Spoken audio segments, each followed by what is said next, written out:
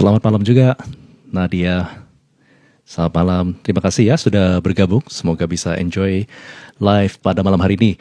Oke, selamat malam teman-teman semuanya. Selamat malam dan selamat datang kembali ke dalam acara live Juice You Up yang dipersembahkan oleh YB Sekuritas setiap hari Rabu pada pukul 7.30 malam sampai dengan pukul 8:05 malam. Bersama dengan saya Raymond pada hari ini Rabu tanggal 11 Juni 2025. Kita akan live sebentar lagi bersama dengan Pak Johan selaku Education Hub Manager atau eHub Manager Padang. Dan di episode live kali ini kita akan membahas sebuah topik mengenai strategi ya, kali ini lebih teknikal, dengan judul, dengan tema Setup or Slip Ups, It's in the Chart Pattern. Nah, kenapa ya kita selalu seringkali membicarakan tentang strategi trading di live-live seperti ini? Karena gini loh, segala sesuatu itu pasti membutuhkan sebuah strategi. Bisnis itu butuh strategi, kita mau ke kantor supaya nggak telat kita butuh strategi, bahkan PDKT juga butuh strategi, benar nggak? Nah apalagi dalam trading kita butuh strategi. Kalau kita masuk ke dalam, seperti tentara, kalau kita masuk ke dalam medan pertempuran, kita nggak ada strategi trading, kita nggak ada strategi perang, maka sekuat apapun kita pasti akan kalah. Oleh karena itu kita ada di sini, kita mau belajar bersama-sama supaya kita melalui Pak Johan juga bisa membekali semua trader yang ada di sini dengan strategi yang ada supaya mereka bisa mengenali kesalahan-kesalahan yang mungkin sering terjadi dan juga diajarkan cara membaca pola harga supaya kita nggak menjadi korban berikutnya di pasar. Oke, kalau begitu tanpa berlama-lama lagi kita mau mengundang terlebih dahulu Pak Johan untuk turut bergabung.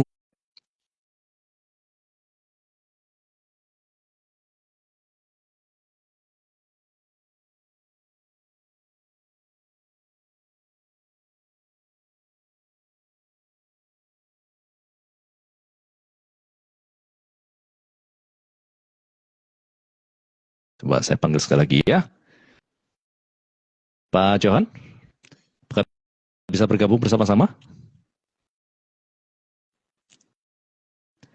Oke, saya coba undang sekali lagi.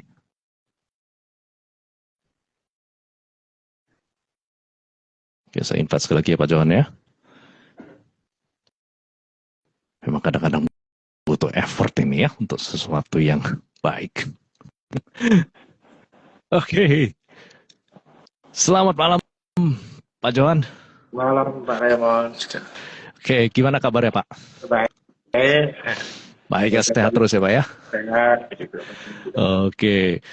Hari ini market sedikit koreksi tapi normal ya Pak itu ya? Masih normal. Excel juga masih kecil ya? Iya, gak berasa. Gak berasa. Apakah mereka tuh lagi nunggu ini data inflasi hari ini Pak? Iya, ini barusan ini saya malamnya data inflasi Amerika ya.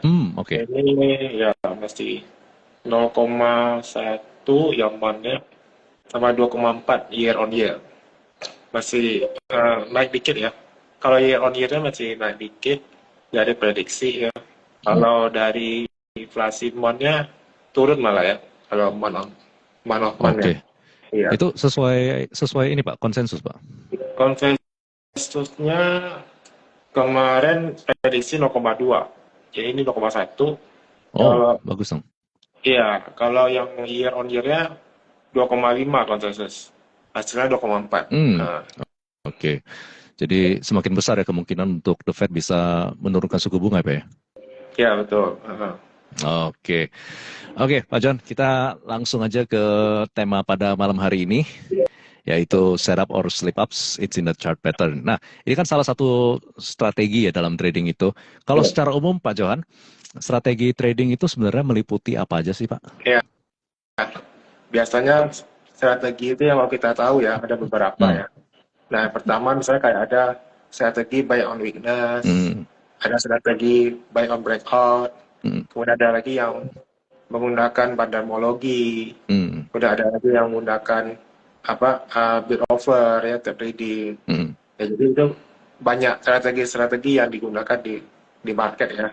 Apalagi kalau kita lihat sekarang berkembang lagi kayak pengembangan inflow ya, membaca inflow market. Ya. Nah kemudian itu memang berkembang banyak sekali strategi yang ada di market. Tinggal kita menyesuaikan yang mana sesuai buat kita gitu. Oke. Kalau dari Pak Johan sendiri bisa diceritakan Pak, apa yang jadi strategi utama dari Pak Johan sendiri dalam trading ini? Ya, nah, kalau saya sih lebih ke teknikal ya. Pertama Hmm, teknikal. hmm, Nah, kemudian dari situ saya akan beradaptasi sih dengan situasi kondisi yang ada di market. Jadi kalau misalnya market lagi bullish, ya kita masih boleh sih buy on breakout ya. hmm. Tapi itu juga kita juga lihat situasinya tergantung nanti volume berapa kuat gitu. Nah kemudian kita juga bisa buy on weakness ketika sahamnya masih uptrend gitu. Hmm, Jadi itu sesuaikan dengan kondisi yang ada gitu. oke. Kalau misalnya sahamnya lagi sideways, ya kita bisa buy on support, sell on resistance gitu. Nah, jadi Hmm, strategi itu sebenarnya lebih adaptif sih, berarti ya karena kita nggak bisa menerapkan satu strategi untuk semua situasi ya. semua itu ya Berarti sih. betul. Oke, oke. Oke. Oke, nah dari Pak Johan sendiri itu gimana Pak caranya prosesnya itu ya Pak Johan itu bisa menemukan strategi yang cocok untuk yang cocok dan efektif untuk Pak Johan sendiri itu prosesnya gimana Pak untuk bisa menemukannya kan begitu banyak sekali strategi yang ada di market ini. Betul. Nah, jadi yang pertama sih kalau saya itu tahu dulu nih saya karakter seperti apa gitu. Hmm. Jadi contohnya kalau saya kan nggak suka scalping itu kan saya nggak Oh, suka gitu ya. oke, Saya bukan tipe saya gitu, bukan tipe oke. saya yang fast trade kayak gitu nggak terlalu. Jadi saya lebih ke swing atau day trade atau 2-3 hari lah ya atau paling lama Hmm. seminggu gitu. Nah jadi kalau kayak scalping itu saya pasti nggak akan pakai strategi yang baca bid offer Hmm. atau menggunakan eh, yang fast trade yang baca frekuensi analyzer dan Hmm. sebagainya itu saya pasti skip gitu. Saya nggak akan Hmm. gunakan strategi seperti itu. Jadi saya akan menyesuaikan sesuai dengan karakter saya, dengan saya maunya seperti apa Hmm. gitu.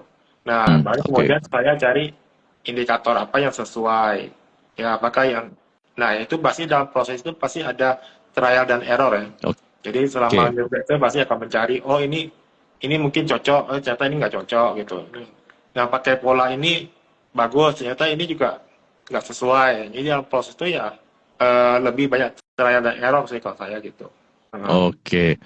Jadi pertama pokoknya kita harus tahu dulu ya karakter kita seperti apa. Kita suka yang adrenalin scalping seperti itu atau day trade atau swing. Lalu kita Iya, cari indikator. Oke, dan itu tentunya harus dengan trial and error. Nah, gimana caranya kita untuk memastikan Pak bahwa sistem tersebut itu punya keunggulan yang nyata di pasar? ya pasti kita harus aplikasikan ya.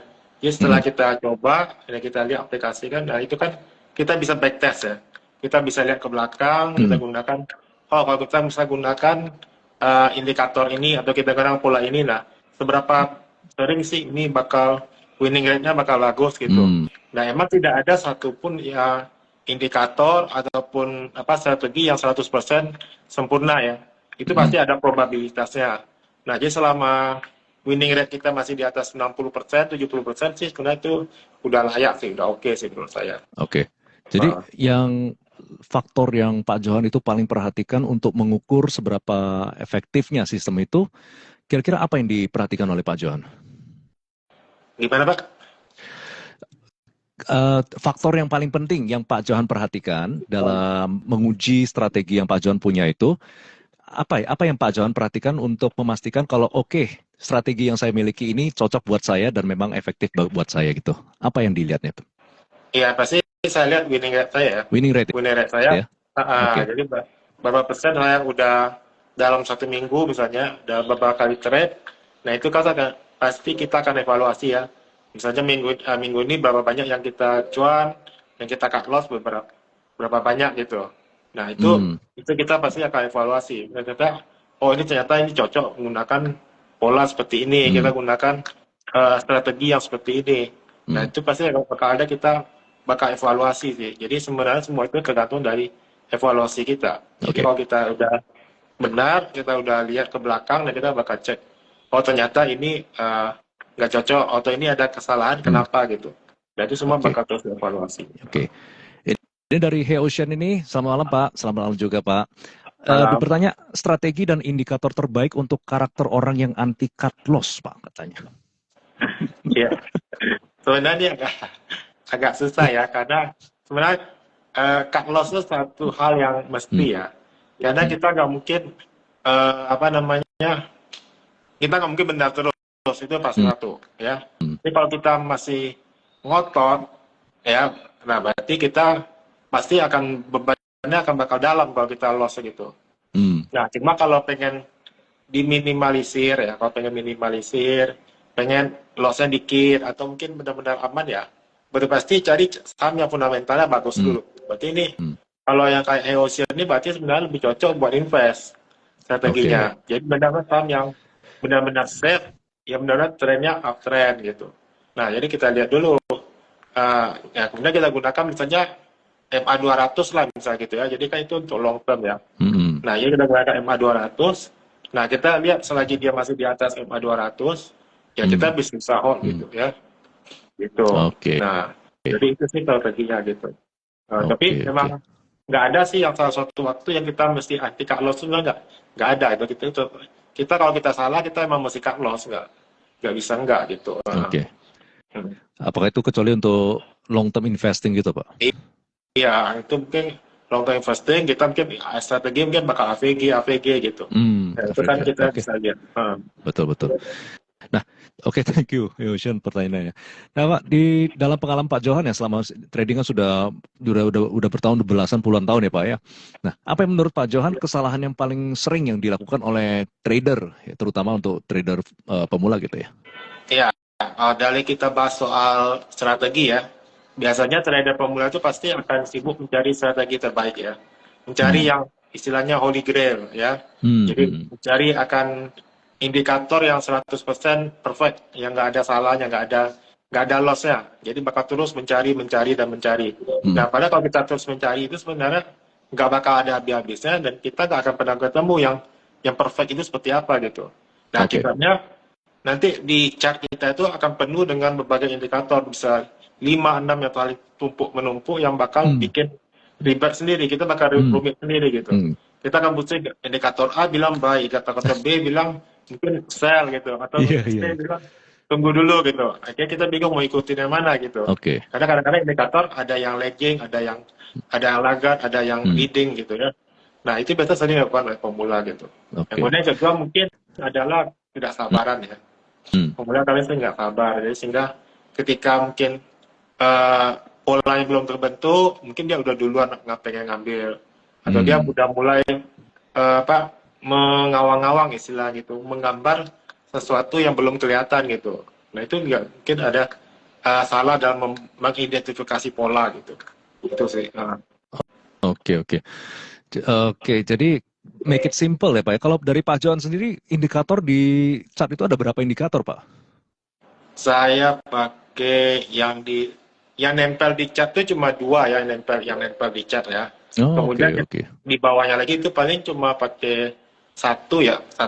Selain volume ya, waktu itu masih di RSI itu mungkin ya bantuan dikit aja, nggak terlalu dilihat juga.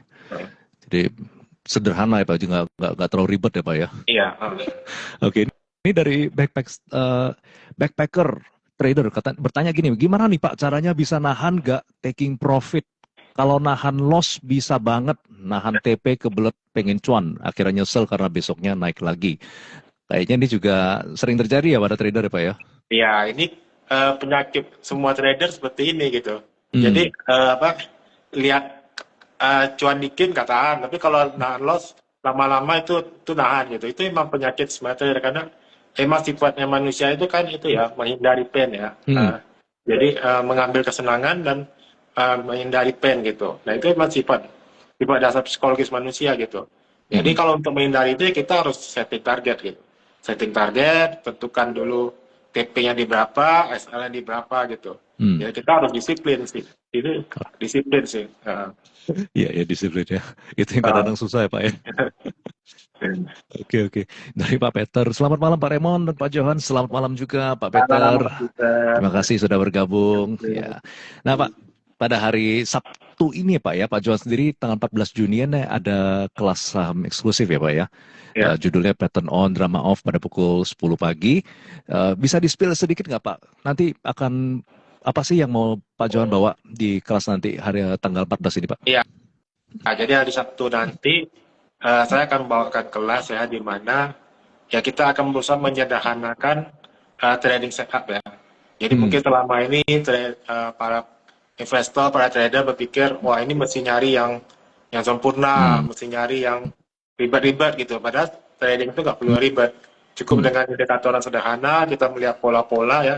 Karena di sini lebih tekankan gimana kita melihat pola-pola harga. Jadi pola harga itu akan terbentuk. Nah di sini kita akan ambil peluang dari setiap pola yang terbentuk gitu. Oke. Oke, menarik sekali. Ya, bagi teman-teman semua yang mau belajar lebih dalam lagi mengenai pola-pola harga chart pattern ini, bisa langsung mendaftarkan diri Anda. Anda bisa cari infonya di Instagram YB Sekuritas atau juga di YB Padang ya. Nah, ini kebetulan juga dari Laura Vini bertanya, cara lihat pola yang benar sendiri gimana Pak? Dan kita bisa yakin kalau sudah benar. Nah, ya. Jadi itu pasti kita bakal kenal dulu ya, pola seperti apa gitu. Nah, pola itu baru valid ketika dia udah di break gitu. Jadi kalau misalnya double top nih, double top kan ada dua titik tinggi ya. Nah, itu validnya ketika dia udah break dari neckline. Jadi ketika break neckline itu otomatis dia udah valid nih nama double top. Sehingga dia akan terus turun ke bawah gitu. Nah, kadang-kadang kan orang baru lihat dua ujung di atas, karena dia pikir ini bakal double top, sehingga dia udah duluan sell. Nah, padahal belum tentu. Padahal dia bisa mantoli ke atas, nah malah lanjut uptrend lagi. Nah, itu kadang-kadang juga bisa terjadi gitu. Karena kita pengen curi start ya biasanya Pak ya, supaya memaksimalkan cuan gitu kan. Betul. Karena kita harus butuh kesabaran untuk mengonfirmasi pola yang ada. Ya. Nah, sebenarnya kenapa sih Pak Johan itu milih tema chart pattern ini sebagai materi utama ya dalam kelasnya Pak Johan nanti? Apakah ini memang salah satu senjata utama yang harus diketahui oleh semua trader gitu Pak? Iya, karena ini satu yang basic ya. Satu yang basic yang mesti para trader tuh mesti tahu ya pola-pola yang ada. Jadi kita nggak bisa ngandalin cuma lihat pakai indikator ABC aja gitu. Tapi emang dari pola harga itu terbentuk. Kita bisa lihat apa demand and supply-nya akan kelihatan. Jadi ketika ada indikasi buy, indikasi sell, ketika market ragu-ragu, ketika market itu strong bullish, itu akan terbentuk dari pola yang ada gitu. Itu juga bisa kelihatan gitu. I see. Nah, dari chart pattern ini sendiri, apakah cukup Pak chart pattern itu jadi satu-satunya dasar untuk entry? Atau harus dikombinasikan dengan technical lainnya seperti misalnya mungkin pola candlestick seperti itu Pak? Iya, biasanya kita butuh konfirmasi ya, karena dalam teknikal kita nggak bisa mengandalkan satu jurus saja, satu indikator aja. Jadi chart pattern itu adalah untuk membantu kita untuk melihat pola seperti apa. Nah, untuk keputusan kita entry-nya kapan, di harga berapa, atau momennya kapan, nah itu memang kita butuh indikator lain. Bisa kayak dari pola candlestick, bisa kita lihat dari volume juga. Nah, itu kita nanti akan pelajari lebih lanjut seperti itu. Oke, menarik. Ini dari ME juga bertanya Pak, untuk target trading maksimal berapa persen ya Pak? Target trading ya, kalau buat harian 2-3% sih udah bagus ya. Sehari. 2-3% Pak? Iya, 2-3% ya. 2-3. Bukan 23% ya. 2-3%. Jadi nggak perlu beggar ya Pak ya? Nggak perlu beggar. Kalau buat trading harian 2-3% sih udah oke ya. Kalau bisa dilakukan dengan rutin, disiplin ya, konsisten. Nah itu udah lumayan gitu. Minimal kita ada 10 hari aja yang profit itu udah 30% ya. Iya betul. Karena kita kerasa kok 2-3% kok kecil banget gitu kan. Kita pengennya double digit biasanya gitu Pak ya. Tapi kalau benar kok Pak Johan ya, kalau kecil-kecil gitu, tapi kalau kita konsisten, kita kumpulin sedikit demi sedikit, sebulan itu banyak ya Pak ya? Iya, udah jauh lebih deposito malah kan. Benar. Oke. Nah kalau kita lihat sebuah pattern tertentu muncul ya, bagaimana kita menentukan kalau pattern itu benar-benar pattern itu adalah sebuah setup yang valid Pak, dan bukan sekedar noise gitu aja? Iya. Kalau kita melihat sebuah pattern yang muncul, ya pasti kita harus nunggu, karena dia butuh konfirmasi. Jadi kita nggak bisa langsung, wah ini pattern ini muncul, ini bakal naik gitu. Nah kita nggak bisa, kita harus nunggu namanya konfirmasi. Nah itu butuh namanya candle confirmation berikutnya gitu. Itu bisa hari-hari berikutnya gitu, bisa besoknya atau 2 hari kemudian. Nah, kadang-kadang itu yang kadang susah buat dilakukan gitu. Secara teori kita tahu, tapi karena secara prakteknya, nah itu kadang susah. Ya, benar-benar. Dari Pak Johan sendiri ada contoh nggak emiten yang kelihatannya itu ada setup untuk chart pattern yang biasanya mengindikasikan bullish atau continuation bullish gitu, tapi ternyata gagal, Pak. Ya, kalau kita lihat contohnya ya, ini ada Pani ya. Pani kita lihat eh, di bulan April kemarin, ya. Jadi ketika dia udah bottomnya kemarin itu yang waktu 8 April ya, yang kan dia naik terus ya, sampai kemudian dia konsolidasi ya, sampai 25 itu dia konsolidasi. Nah, secara pola itu sebenarnya bentuk itu adalah pola flag. Oke. Pola flag atau pola pendek ya, dimana dia apa namanya kecil-kecil ya, nggak terlalu banyak bergerak, sehingga biasanya dia ada potensi untuk kenaikan lanjutan gitu.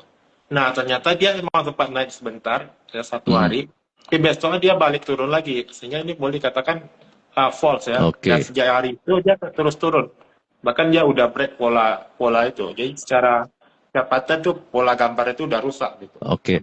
Coba saya coba ya Pak ya untuk bisa nunjukin ke chart ini, apakah saya coba lihat bisa nggak ya? Apakah seperti ini Pak? Nah ya betul. Berarti yang ini Pak ya? Jadi kan itu pola flag ya. Pola flag ternyata biasanya itu cenderung untuk uptrend, tapi ternyata gagal gitu ya? Iya. Gagal, dia sempat break, tapi kemudian besoknya dia turun lagi kan? Iya betul. Oke. Jadi kalau seperti gini biasanya harus nunggu sampai dia break dari apa namanya nih? Sebenarnya yang waktu hari pertama break itu, ya mungkin kalau sudah general kan akan langsung buy ya. Nah, kalau kita langsung buy ya kita mesti besoknya kita siap-siap cut loss gitu. Kita harus disiplin. Tapi kalau mau sabar ya kita harus lakukan buy-an besok harinya. Dan ternyata esok hari kan dia langsung turun. Langsung turun. Nah, itu juga masih di area support sebenarnya. Waktu dia turun itu kan closing masih di area support. Nah, mungkin sebagian orang akan spekulasi dia cuma ngetes resisten ya, balik support lagi gitu. Resisten jadi support. Sehingga dia turun, ngetes lagi. Ternyata kan besok-besok tambah turun gitu. Nah, itu otomatis sudah fail. Kalau nggak mau kita harus cut loss seperti itu. Oke. Tetap ya, meskipun kelihatannya bagus, tetap kita harus punya plan untuk kalau gagal gitu ya Pak ya. Yes. Selalu prepare. Ya. Oke, ini karena memang semuanya itu probabilitas, bukan kepastian, bukan 100% pasti. Betul. Oke, dari Hyosin bertanya lagi Pak. Menurut Pak Johan, pattern seperti flag, double bottom, atau indikator seperti RSI dan MACD, mana yang lebih powerful Pak? Sebenarnya semua powerful ya. Jadi nggak ada kita katakan yang satu bakal lebih powerful dibanding yang lain gitu. Ya, karena itu masing-masing itu fungsinya beda-beda gitu ya. Nah, jadi kalau kayak chart pattern itu kan menunjukkan pola harga apa yang terjadi. Dia kecenderungan apa yang bakal terjadi di harga itu, di saham tersebut gitu. Ketika dia membentuk, misalnya kalau katakan double bottom, berarti kan itu ada satu rejection yang kuat ya. Jadi ketika dia udah dua kali menyentuh bottom, itu dia mantul lagi gitu. Berarti kan ada satu tahanan di bawah membuat dia bisa ada peluang untuk balik lagi gitu. Tapi kan dia nanti akan tertahan di nama neckline. Nah, neckline itu menjadi ujian dia, dia bakal bisa menembus batas itu sehingga dia bisa balik arah dari downtrend jadi uptrend, atau dia nggak kuat akan lanjut lagi ke bawah gitu. Jadi kan yang namanya support itu kan nggak selamanya support abadi ya. Maksudnya support itu berarti bakal bertahan terus selamanya gitu. Ternyata kalau dia nggak mampu tembus ke atas, dia turun lagi ke bawah, dan karena ada satu sentimen yang negatif sehingga buat dia turun terus sehingga bikin new low jadinya. Jadi support yang double bottom itu bisa ditembus ke bawah sehingga gagal pola double bottom tadi gitu. Nah, itulah maka pentingnya namanya konfirmasi dengan volume gitu. Nah, nanti kita juga akan bantu dengan namanya misal momentum, atau kita bisa lihat dari indikator moving average. Kita bisa lihat ketika dia itu harga udah mampu tembus belum MA20 atau MA200. Di sana kita akan lihat, oh ini jangka pendek atau jangka panjang ini udah mulai berubah arah gitu. Maka seperti itu. Oke. Wah, jadi pengen ikut kelasnya Pak Johan hari Sabtu ini. Boleh belajar lagi. Ya. Kalau Pak Johan sendiri itu gimana cara melatih murid itu supaya bisa cepat tuh mengenali pola tanpa over analisis gitu, nggak berpikir yang macam-macam, tapi langsung bisa ngelihat dengan jelas. Ya, yang pasti sih itu ya harus sering-sering lihat chart ya, harus sering kalau sering melihat chart, ya harus mau spare time, apa namanya, bayar harga untuk melihat chart itu. Jadi kalau semakin sering kita lihat chart, nah itu kita akan gampang mengidentifikasi sebuah pola gitu. Karena kita tahu, oh ini udah kebentuk nih polanya, oh ini udah tahu gitu. Tapi kalau kita masih baru-baru, kadang-kadang kita lihat ini pola yang mana ya, double bottom tuh yang mana ya, ini yang triangle tuh yang mana ya, kita bakal kesulitan gitu. Ya. Nah, jadi kalau yang udah sering lihat chart tuh biasanya bakal lebih gampang gitu. Jadi seharusnya memang nggak ada yang kata kunci lain selain perbanyak jam terbang sih, sering lihat chart, sehingga kita bisa gampang mengidentifikasi ya. Itu di semua time frame Pak ya. Chart pattern itu ada di semua time frame ya, dari kecil sampai besar gitu. Betul. Oke. Ini dari Clara juga bertanya, kalau kelihatannya sudah oke, ternyata pas masuk itu jelek, jadi nyangkut, mungkin juga Pak kasus seperti itu. Tadi yang sudah dikasih contoh Pak Johan ya, di Pani tadi ya Pak ya. Oke, bertanya lagi follow up questionnya, menghindari yang seperti itu gimana Pak? Menghindari yang mana? Menghindari mungkin kalau menghindari ya false itu. Oke. Sebenarnya menghindari itu ya kita berarti harus sabar, nunggu. Jadi benar-benar ketika dia udah break, ya kita tunggu dulu. Benar nggak nih? Ini benar nggak laka lanjut? Atau cuma false, atau cuma pancingan gitu. Kayak Panin tadi kan, kita lihat dia kan udah break. Hari kedua ternyata dia turun, ya kita nggak beli. Hari ketiga dia tambah turun lagi, ya udah, berarti ini udah gagal, udah skip, ya udah. Itu udah membantu sekali itu. Jadi dia tunda 1 hari. Intinya sih tunda 1 hari. Tunda 1 hari. Nah, jadi kalau misalnya dia terlihat sudah break, lalu besoknya kita masih perhatikan atau kita bisa langsung beli kayak gitu Pak? Perhatikan, lihat dulu. Perhatikan dulu. Oke. Lihat dulu dia bakal. Nah sebenarnya itu kita bisa turun ke time frame yang lebih rendah gitu. Jadi kita bisa lihat di time frame lebih rendah dia ada potensi buat naik lagi apa enggak gitu, apa lanjut lagi. Nah kadang-kadang di time frame lebih rendah itu bakal kelihatan dia udah mulai melemah, udah mulai turun gitu. Jadi kita bisa main di berbagai time frame sebenarnya. Kalau time frame yang lebih rendah cocoknya berapa Pak? Untuk saham sih mungkin H4 ya, H4 atau H1 ya. H4 atau H1, oke. Oke, baik. Ini dari Liana juga ada bertanya, kalau trading harian ada waktu yang baik tidak 15 menit setelah pembukaan atau bagaimana Pak? Untuk account-nya apakah dipisahkan dengan yang swing? Ya kalau untuk psikologisnya emang sebaiknya memang dipisahkan ya, saham mana saham yang buat trading, mana yang buat invest, itu emang dipisahkan gitu. Nah kalau mengenai jam-jamnya ya emang yang 15 menit awal itu adalah jam-jam volatile ya. Nah itu kita bakal melihat, menentukan dulu apakah ini emang dia naik, benar-benar lanjut naik atau cuma sekedar gap naik kemudian dia turun lagi gitu. Nah itu kita bakal perhatikan di 15 menit awal tuh untuk menentukan posisi entry.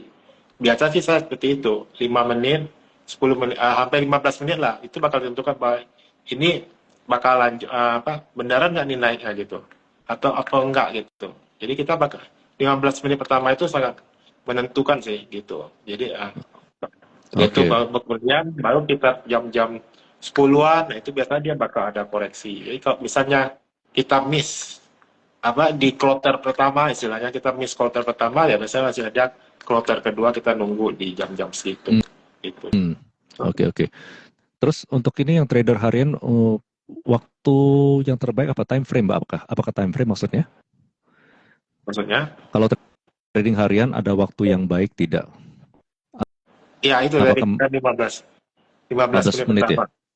Itu kan waktu-waktu krusial ya. Kalau day trade itu time frame berapa paling bagus Pak ya? Kalau day trade sih mungkin bisa pakai 5 atau 15 menit ya. 5 sampai 15 menit dengan ya pasti kita lihat AD-nya, daily-nya itu trennya beneran lagi naik atau lagi downtrend gitu. Nah baru kemudian kita entry-nya di 5 menit atau 15 menit gitu. Oke. Ini ada yang bertanya lagi, backpacker. Pak tanya untuk technical chart pattern, transaksi pasar di saham tersebut harus miliarankah untuk bisa sesuai teori? Iya, semakin besar dia punya volume, nah itu berarti semakin valid pola yang terbentuk gitu. Tapi kalau dia masih kecil, ya kan gampang dimanipulasi ya. Tapi kalau seandainya nggak liquid, nah itu otomatis ya kalau pernah dengar istilah apa, cat digambar oleh bandar ya seperti itu, karena dia punya volume nggak liquid, sehingga yang big money yang bisa mengendalikan itu bikin pola suka-suka dia gitu. Kalau dia mau naikin ya udah ditebelin, diajar gitu kan, naiklah dia naik jadi musuh apa, dia bisa bikin chart sendiri gitu. Dia bisa gambar sendiri Pak ya? Dia mungkin sendiri, karena Oke. volumenya dikit kan dia bisa atur gitu. Jadi kalau kayak saham-saham yang kayak Big Bang atau WIT itu yang Iya, susah untuk digambar gitu ya Pak ya? karena kan udah terlalu banyak pemain di sana kan, yang money yang fun di sana kan terlalu gede gitu, sehingga dia mau membuat harga itu, membuat apa pola itu kan butuh dana besar sekali dengan kalau market cap-nya udah gede gitu ya kan. Kalau udah TT-an ya 20 T 30 T, nah itu kan sangat butuh biaya yang besar sekali gitu kalau dia membuat sebuah pola. Baik. Ini dari Heosen bertanya lagi Pak, Pani yang tadi dikasih contoh itu tadi flag antara April sampai Mei atau cup and handle di Februari sampai Mei? Februari sampai Mei, bentar ya, kita coba. Februari sampai Mei. Yes. Ya, kalau kita lihat dari apa bigger scope ya, dari time frame yang lebih besar, ya tentu ini juga pola terbentuk adalah cup and handle gitu. Ini juga bisa dikatakan cup and handle. Tapi kan kalau kita ngambil dari scope yang lebih kecil, nah itu emang itu dalam kita lihat pola yang tadi flag tadi. Tapi kalau kita ngambil scope yang lebih gede, itu kan polanya cup, emang cup, tapi handle, tapi kan ini belum valid ya, cup and handle itu baru indikasi ya. Jadi kalau dia baru confirm cup and handle, kalau dia tembus 12.275 ya, atau kita bulatin 12.300 lah ya. Itu handle dia kan, yang dia mesti bibir cup dia yang mesti dia tembusin gitu. Jadi pola itu kan ya, itu kita katakan tadi, kita kan ini ada nama indikasi cup and handle, tapi kan belum valid ya, belum valid, cup and handle belum valid. Nah, sementara kalau yang flag tadi kan udah valid ya, dia udah break gitu. Oke, itu ya kata kuncinya indikasi ya. Indikasi ya. Oke. Ya. Oke, ini dari Liana Lim bertanya, untuk masuk emitennya bagaimana Pak? Apakah bisa dari mobile YB, lihat dari stock value terbesar, atau kita cek dari mana emitennya yang baik untuk bisa trading harian? Karena kerja juga bukan full trader. Oke, jadi ini masuk ke filtering sahamnya nih. Mau pilih sahamnya yang seperti apa? Ya kita bisa lihat dari aplikasi YB juga bisa. Kita bisa filter kan saham mana nih yang misalnya 1 minggu ini lagi rame, yang masuk dalam top 20 gitu, yang volumenya besar, yang transaksinya gede. Nah itu kan bisa lihat dari itu, otomatis kita akan terfilter. Nah nanti dari sana baru kita bisa telah lagi di chartnya malam-malam, kita bisa lihat ini sahamnya bagus apa enggak gitu. Dari pola seperti apa terbentuk. Gitu. Wow. Jadi dari Pak John sendiri kalau mau melihat sebuah pola itu berarti memang saham itu apakah ada screening tertentu atau memang dilihatin aja semua ini Pak? Ada screeningnya sih, ada screeningnya. Yang salah satunya mungkin dari aplikasi YB juga bisa. Jadi kalian misalnya hari ini top value apa sih sahamnya gitu, atau yang top frekuensinya apa sih? Nah itu bisa. Terus kita ada filter ya. Nah kemudian kita juga bisa lihat dari news-news yang ada, apa sih yang lagi rame dibicarakan, yang lagi masuk lagi rame orang-orang ngomongin gitu. Nah itu kita bisa pantau, kita bisa lihat. Oh ternyata ini lagi rame, ini lagi bagus apa enggak gitu. Nah kemudian kita juga bisa filter dari indikator sendiri. Kita bisa pakai indikator misalnya hari ini harganya udah di atas MA, yang ada di atas MACD-nya berapa, atau yang ada open price-nya berapa persen. Nah itu kita bisa filter juga dari misalnya aplikasi Trading View ya. Nah itu juga bisa. Banyak cara sih. Oke. Ya, baik. Oke, ada waktu sudah ternyata cepat banget, ini sudah 8:05 Pak. Ada nasihat Pak untuk para trader yang mau belajar Pak, yang mungkin baru mulai perjalanannya dalam trading atau mau belajar lebih lagi tentang chart pattern ini, ada nasihat nggak untuk mereka? Ya, yang pasti ya jangan lewatin ya kelas hari Sabtu ini kalau pengen belajar lagi ya, pengen nambah pengetahuannya, wawasannya ya, yuk ikutin kelas kita hari Sabtu ini supaya kita sama-sama belajar, kita bisa belajar menganalisa. Nah, yang paling penting sih ya butuh kesabaran ya. Pesan saya sih ya, kayak tadi ibu tadi kan bilang kan cek cup and handle. Nah, cup and handle itu kan baru indikasi ya, belum kebentuk ya. Yang namanya cup and handle itu baru valid ketika dia udah break ya, udah break dia punya handle itu dia udah break bikin high lagi, nah itu baru confirm itu adalah cup and handle. Jadi kadang-kadang yang menjadi kendala dalam teknikal itu ya ketika kita melihat sebuah pola, kita kadang-kadang ngotot, wah ini pasti bakal naik karena ini polanya teorinya mengatakan demikian gitu. Kalau cut and handle dia pasti bakal naik target harganya sekian dari kita hitung dari dasar sampai ke ininya berapa 500 poin atau berapa poin 1000 poin sehingga targetnya dia sekian. Nah, padahal dia belum break gitu. Nah, jadi kita harus menyediakan room for error gitu ya. Jadi nama teknikal itu enggak kepastian 100%, itu ada probabilitas. Dan probabilitas itu selalu ada room for error dan selalu ada hal-hal yang bisa membalikkan sebuah keadaan, entah itu berita, kondisi makroekonomi, dan mungkin dari emiten itu sendiri mungkin ada sesuatu yang berubah gitu. Oke. Baik. Ini banyak sekali Pak yang bertanya gimana caranya join untuk ke kelasnya Pak. Bisa, oke saya coba cari gimana nih. Salah nih kok tulisannya gini jadinya. Sebentar ya. Ya, bisa didaftar, informasi semua ada di Instagram di YB Sekuritas atau di YB Padang, atau juga bisa ke websitenya YB Sekuritas di yb.co.id yb.co.id. Coba saya tulis bisa ini. Kok saya salah terus dari tadi tulisannya. Ya, informasi ada bisa langsung dicek di Instagram ya, Instagram ya YB Sekuritas dan YB Padang, bisa ada link untuk pendaftaran di sana. Pak Johan, pattern on, drama off 14 Juni 10 pagi secara online. Jadi jangan lewatkan kesempatan ini untuk bisa belajar bersama-sama dengan Pak Johan. Oke, coba saya lihat ini. Oke, terima kasih. Dan sudah caranya mengikuti. Oke, baiklah. Kalau begitu, thank you buat teman-teman semua. Sekali lagi, website-nya tadi yb.co.id. Maaf, tadi saya nggak bisa tulis. Dari tadi kok tulisannya salah terus. Oke, kalau gitu kita waktu sudah pukul 8:08, kita harus pamitan terlebih dahulu. Tapi kami mengucapkan terima kasih untuk teman-teman semua yang sudah stay sampai akhir daripada live ini. Semoga semuanya sudah mendapatkan sebuah insight yang baru dan bisa belajar. Terima kasih juga Pak Johan yang sudah memberikan insight yang bermanfaat bagi kami semua. Oke, kalau gitu, akhir kata bersama dengan saya Raymond dan Pak Johan, kita pamitan terlebih dahulu dan sampai jumpa di kelas hari Sabtu nantinya. Oke, sampai jumpa, selamat malam, sampai jumpa semuanya dan salam cuan tentunya. Oke, see you.